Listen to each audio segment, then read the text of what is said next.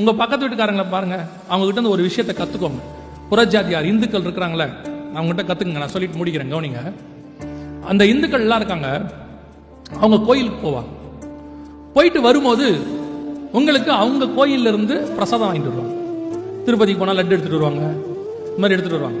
வந்தவொடனே நீங்க என்ன பண்ணுவீங்க? கொடுக்கும்போது நீங்க என்ன பண்ணுவீங்க? என்ன யோசிக்கிறீங்க? நிறைய பேர் நினைக்கிறாங்க திருப்பதி லட்டு சூப்பராக இருக்குங்க, சோத்திரத்தோட ஆண்டவர் எல்லாத்தையும் சாப்பிட சொல்லியிருக்கிறார், அப்படிதான் நினைக்கிறீங்க. பெரும்பான்மையாக நம்ம என்ன சொல்லிடுவோம்? வேண்டாம் அப்படின்ட்டு. இப்போ அவங்க சொல்லுவாங்க, ஐயோ தெரியாம போச்சே அப்படின்ட்டு. நெக்ஸ்ட் டைம் போயிட்டு வருவாங்க.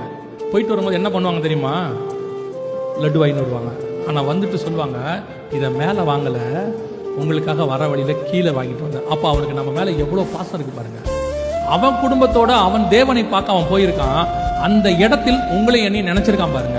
இவங்க சாப்பிட மாட்டாங்க, இவங்களுக்கு நம்ம தனியா வாங்கிட்டு போவோம்னு நமக்கு நம்மளை மதிச்சு அவன் வாங்கிட்டு தரான்ல. அவன் பிரசாதத்தை அவன் தரும்போது நம்முடைய பிரசாதம் ஜீவ தண்ணீர், ஜீவ விருட்சம், நம்முடைய ஆண்டவர் தான் பிரசாதம். என்னைக்கு நீங்க அவரை தர போறீங்க? நீங்க ஏன் அவனுக்கு கொடுக்க மாட்டேங்கிறீங்க? அவனுக்கு இருக்குல்ல, உங்களுக்கு கொடுக்கணும்னு ஒரு எண்ணம், நல்ல எண்ணம். அந்த நல்ல எண்ணம் ஏன் உங்ககிட்ட இல்ல?